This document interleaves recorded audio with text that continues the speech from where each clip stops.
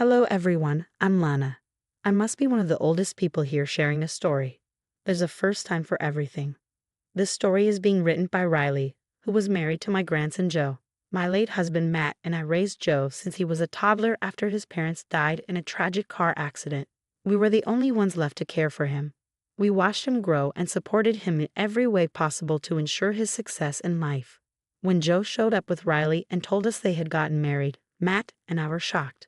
We were hurt that they had eloped right out of high school. Riley's parents had disowned her because of the wedding, so Joe brought her to our house. We took them both in and promised to help them out. Joe went to college while Riley stayed behind and took care of us. Eventually, Joe got a great job and started achieving his goals. We were proud of him, but things were about to take a turn for the worse. Shortly after Joe landed a high-level job in a cutthroat industry, he and Riley were even planning to have a child. However, a few months later, Riley arrived crying on our doorstep. She was a mess, and we didn't know what to do. When she came in, I asked, "What is going on, Riley? You look horrible. Why are you crying so much? You need to tell us what happened. You're starting to scare us." "I don't know what to say, guys. Joe has left me. He's gone." "What are you talking about, Riley?" I asked. "I'm telling you the truth, Matt. Joe is gone, and so is his stuff. He left a note saying he wants to divorce me and start a new life. He doesn't love me anymore." Riley went into a sobbing fit while Matt and I tried to wrap our heads around what we had just heard. It was bizarre and hard to believe. Joe had been growing distant from all of us, and we were planning to talk to him about it. But before we could, Riley arrived at our doorstep. Matt and I calmed Riley down and decided to talk to Joe separately. We immediately called him, praying that this was just a misunderstanding. When he picked up, Matt nervously said, "Where are you, Joe?" "I just found your wife crying on our doorstep. She's saying you have abandoned her. What's going on? Tell me this isn't true." "It's not a joke, guys. I've left her for good. Riley and I are done." Joe's voice was serious, and it was clear he wasn't joking. Matt and I were stunned. We had always thought they were happy. Joe had often said he married the love of his life. I couldn't imagine he would do this to her. "You can't be serious, Joe. Riley is your wife. You can't just up and leave for no reason." "I haven't left without any reason, Grandma. I told her in detail how I no longer love her." "What happened, Joe? Why did your feelings suddenly change? You need to tell us everything so we can understand." "I can tell you, but I don't think you'll get it." "We will try, Joe. We love you, and we want to know what's wrong. We can't let you just abandon your wife without knowing the real reason. Tell us and let us think of a solution." "Look, I don't need your permission to do what I want, but if you're so interested in knowing the truth, I'll tell you. Now that I have a great job, I can't have an average girl like Riley as my wife anymore." Matt and I were stunned into silence. We couldn't believe our little grandson Joe had turned into such a vile and shallow person. We didn't raise him to abandon people or to think this way. His words made us both very angry. "What is this nonsense, Joe? You are being downright mean and delusional. Riley is a great girl, and you are insulting her. This is not how a marriage works. Riley loves you, and you love her. That's what's most important." "That's not true. I want a better wife because I could have a better one. And guess what? I already found someone who's way better than Riley. My new girlfriend is more beautiful and successful. They don't even compare." The conversation kept getting worse with every sentence Joe said. Matt and I were getting angrier. Joe was being extremely nonchalant and admitted he had an affair. Still Matt and I knew we had to find out more about what happened. Knowing the whole truth was important for us and for Riley. "Are you telling us that you had an affair, Joe, and you're leaving Riley to be with your mistress? Is that what you're saying? Call it whatever you want.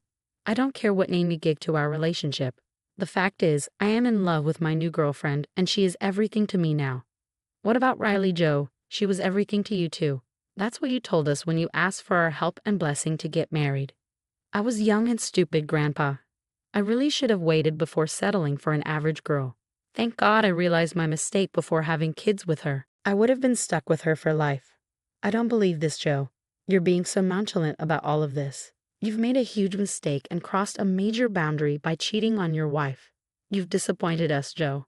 "Well, I don't care. I'm happy with my new woman, so you should be happy for me too. She made me realize that I was wasting my time with an insignificant woman. She was right. She is so much better than Riley. Matt was getting very angry with Joe, and this last comment pushed him over the edge. He despised cheaters as much as I did. Joe might have been our grandson, but he was acting like a different person. He expected us to accept his new life and not hold him accountable for his actions. But we weren't willing to do that.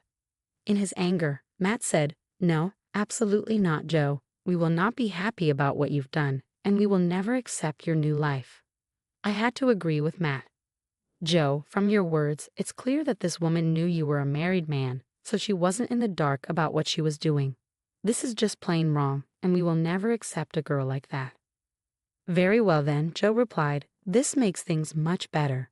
My new girlfriend doesn't want me to be so close to you guys anyway. She thinks you try to control me and that I will never reach my full potential if I keep listening to you." Looks like she was right. I winced when Joe said that. The more he talked, the further away I felt from him.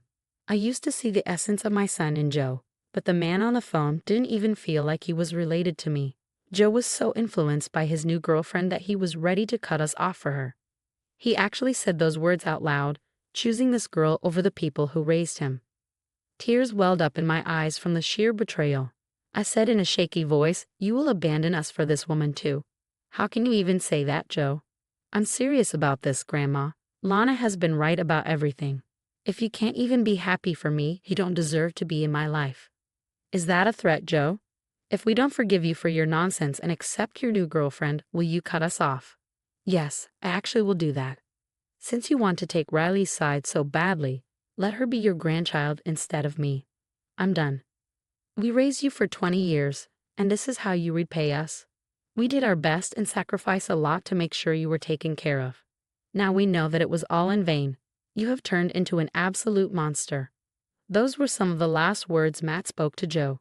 The conversation that followed is not worth mentioning. There was a lot of back and forth, and Joe ended up calling us some awful things. I knew he was hurt that we didn't accept his choices right away. But what option did we have? We weren't going to blindly support Joe's decisions just because he is our grandson. He was behaving like a very cruel person and putting this new girl above everyone else. He also showed no remorse for the wrongs he had done. It absolutely broke our hearts when Matt and I finally ended our conversation with Joe. We knew one thing: Joe was beyond help now. He was adamant about cutting us off if we didn't accept his new life. He was forcing us to do something we didn't want to do. In the end, before we could even make a decision, our grandson cut us off for good.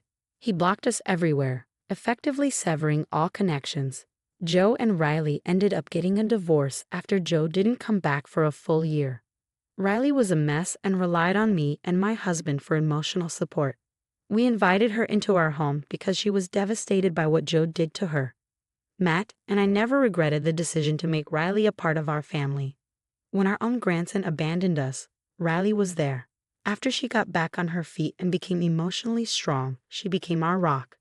Joe didn't talk to us for 5 years, not a single word. We never reached out because it was never our decision to cut him off. Matt and I miss our grandson, I won't lie about that. However, his betrayal cut deep and left us bleeding inside. My husband never got to see or talk to Joe again. He died before Joe reached out to us. When Matt passed away, I didn't know whether to invite Joe to the funeral. I was a broken mess and wanted my grandson there. It was Riley who convinced me to call him. She said, "Listen to me, Lana. I know you miss your grandson. Go and call him, tell him what happened, and ask him to come to the funeral." "I don't know, Riley. I still haven't forgiven him for what he did." "It was a long time ago, Lana. It's okay if you don't want to forgive him, but I think you will always feel guilty and have regrets if you don't try once. Don't you think inviting him to the funeral will be a good idea?" "I feel really unsure, Riley." You and Matt raised Joe almost like your own child, Lana. As a parent, you could give him this one chance to grieve someone he loves. Joe loved you too. Maybe this time you will finally see how wrong he was to cut you off. Riley's words gave me some hope. She was right. I didn't want to regret not calling Joe to the funeral. Maybe he still loved us and would want to pay his respects to his grandpa one last time, even if he was too prideful to talk to us. It was my duty to reach out to him. Besides, Riley had moved on with a great man, and I was ready to try and mend the bridges with Joe too.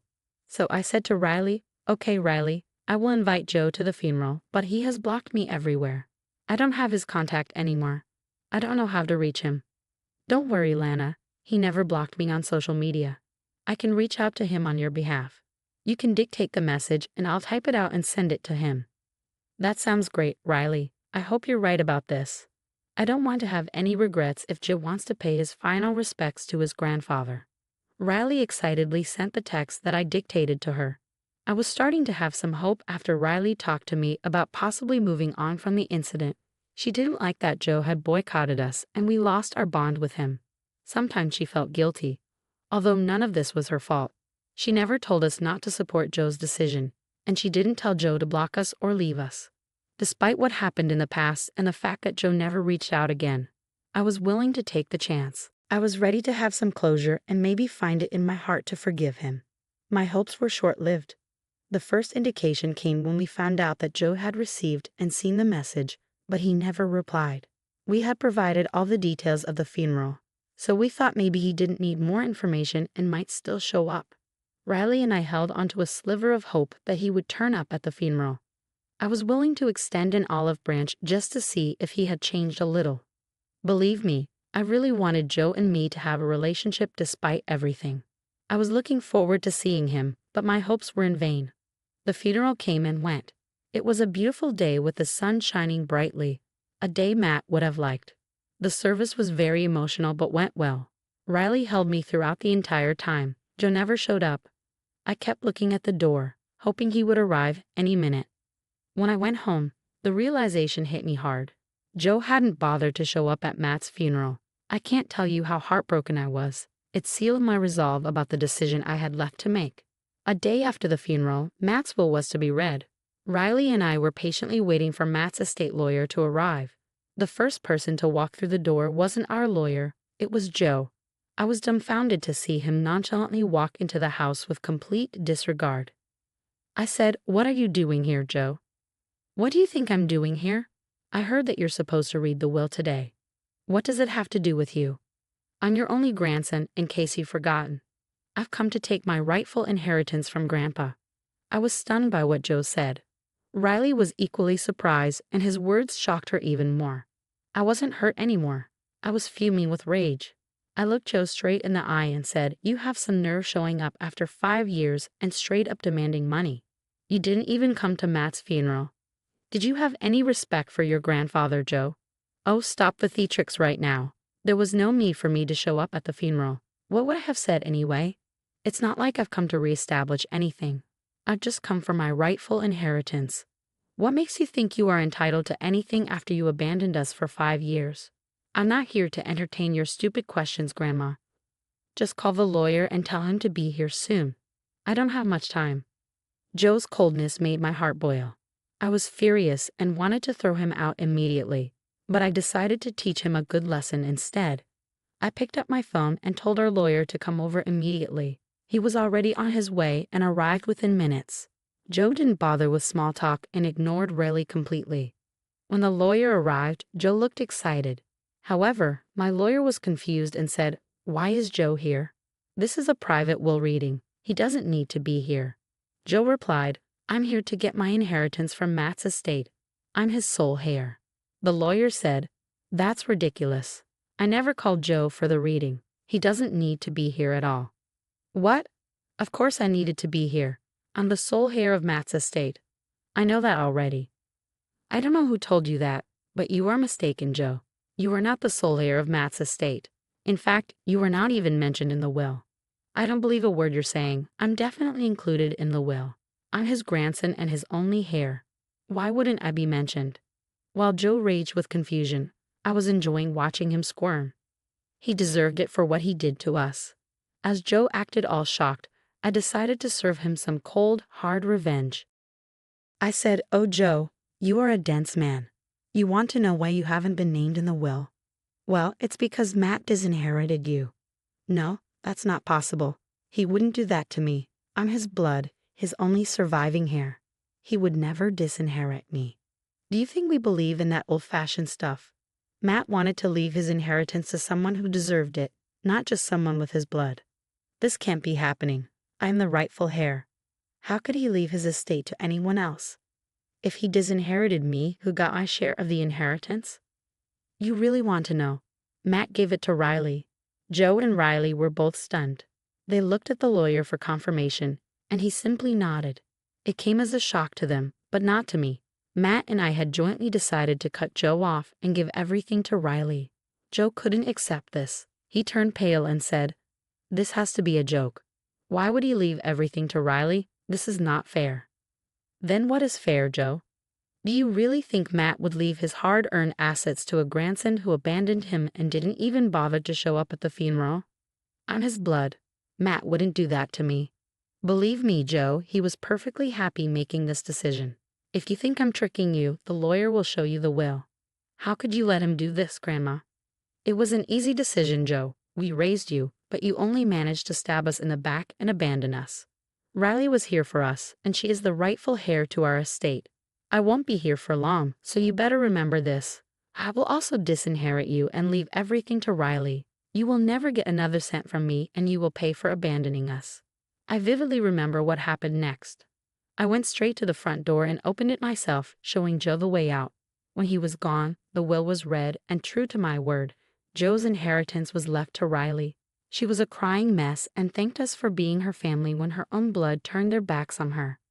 I simply said that she did the same for me and Matt. Joe left that day but continued to try and contact me. He was desperate for reconciliation and even left his new wife, who had previously convinced him to cut us off. Suffice it to say, he is going through hell while I am preparing to watch Riley walk down the aisle to her happiness. I still miss Matt like crazy, but I can't say I miss Joe at all. He chose to abandon us, and I have finally made my peace with it. I have Riley along with the beautiful memories of my husband and children, which are enough to last me this lifetime.